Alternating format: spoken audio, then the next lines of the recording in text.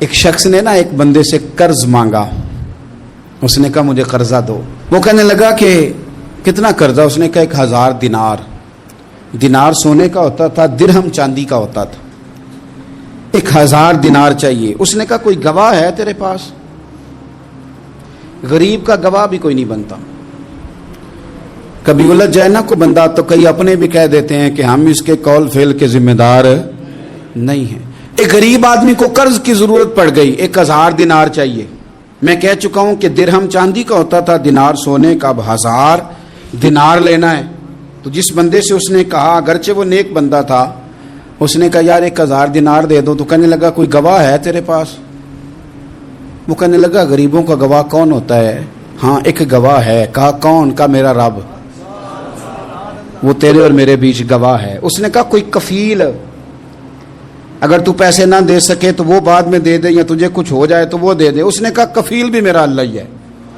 میرے پاس اگر ہے تو رب کریم کا نام ہے، اگر اعتماد کر سکتا ہے تو کر لے. بندہ نیک تھا. اس نے کہا رب کے نام پہ، رب کی کفالت پہ، اللہ کو گواہ بنا کے میں تیار ہوں تجھے 1000 دینے کو. اس نے 1000 دینار دے دیا. وقت واپسی کا طے ہو گیا. وہ چلا گیا پیسے لے کے. اس نے پوری محنت کی کہ میں نے وقت پہ پیسے لوٹانے. پوری محنت بھی کر لی، اللہ نے مدد بھی کر دی. پیسے بھی اس تاریخ کو اسے مل گئے. بعد لوگوں کا تو لوٹانے کا دل ہی نہیں نہ ہوتا. فرمایا حدیث پاک میں کہ تو لوٹانے کا ارادہ کر، رب تیری مدد بھی فرمائے گا. لیکن یہاں بہت سارے لوگ کہتے ہیں خیر ہے، ارادہ ہی نہیں. تو پھر جس طرح کا بندے کا گمان ہو، رب بھی اسی طرح کا معاملہ فرماتا ہے. اس نے پیسے جمع بھی کر لیے اور واپس دینے کو تیار بھی ہو گیا. لیکن رستہ بحری جہاز کا تھا، کشتی کا تھا، دریا کے رستے واپس آنا تھا. اب وہ جب آ گیا دریا کے کنارے تو بڑی کوشش کی، پر وہاں اسے کوئی کشتی نہیں ملی. وقت پہ پیسے لوٹانے ہیں، سفر کرنا ہے، اب سواری میسر نہیں ہے.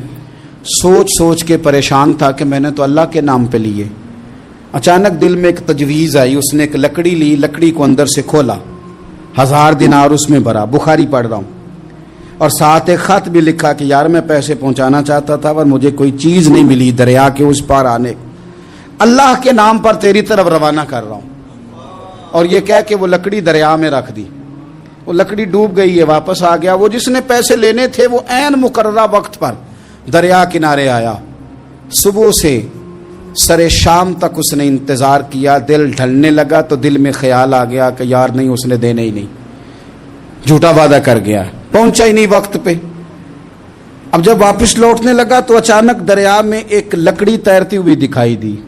کہنے لگا لے جاتا ہوں، شام کو روٹیاں پکانے کے کام آئے گی، ایندھن بنا کے جلا لوں گا، ہنڈیا پک جائے گی. لکڑی اٹھا کے جلانے کے لیے گھر لایا. گمان تھا کہ وہ نہیں آیا وعدہ کر کے.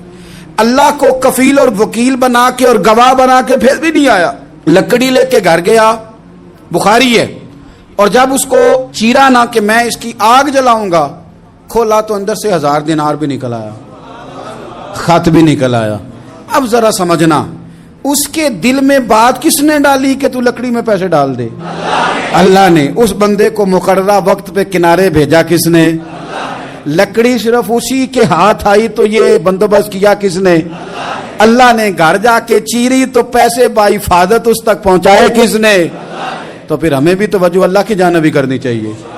ہمارے پہ دل کی توجہ رب کی طرف ہی ہونی چاہیے نا. ہمیں ادھر ادھر جانے کی، دیکھنے کی، بندوں پر غور کرنے کی ضرورت کیا ہے؟ وہ پیسے پہنچ گئے. یہ وہاں اپنی جگہ پہ پریشان تھا. اس نے 1000 دینار اور جمع کیا. پھر دوبارہ ایک دن دریا کنارے آیا، کشتی مل گئی. بیٹھ کے اپنے اس بھائی کے پاس آیا. کہنے لگا دیکھنا مجھ پر بدگمان نہ ہونا، پیسے اس تاریخ کو بھی جمع کر لیے تھے. دریا پہ آیا تھا پر کشتی نہیں ملی تھی. پھر میں نے نا لکڑی میں ڈال کے خط ڈال کے تیری طرف بھیج بھی دیے تھے، لیکن آج میں پھر لے کے آ گیا ہوں. وہ کہنے لگا خوش ہو جا، جس رب کو تو نے میرا اور اپنا گواہ بنایا تھا اس رب نے میرے تک پہنچا بھی دیے ہیں. جب لوگ اللہ کو گواہ بناتے ہیں، رب کی جانب اپنی توجہ کرتے ہیں، اپنی چاہتوں، خواہشات اور اپنی ساری چٹھیاں اپنے رب کریم کی رحمت کی طرف روانہ کرتے ہیں، پھر اللہ اپنے بندوں کو مایوس نہیں کرتا. اللہ اپنے بندوں کو نواز دیتا ہے.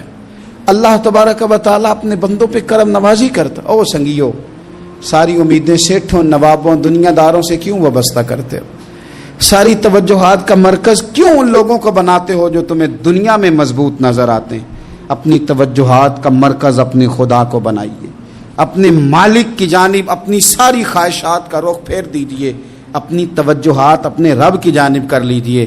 وہ اپنے بندوں پہ بڑی کرم نوازی فرماتا ہے، وہ عزتوں کا بھی محافظ ہے، وہ پریشانیوں میں کرم نوازیاں فرمانے والا ہے، وہ ساتھ دینے والا ہے، وہ اس کی رحمت قریب آ کے بندے کو سہارا دیتی ہے، وہ اپنے فضل سے اپنے بندوں کی ہر مشکل میں دستگیری فرماتا ہے۔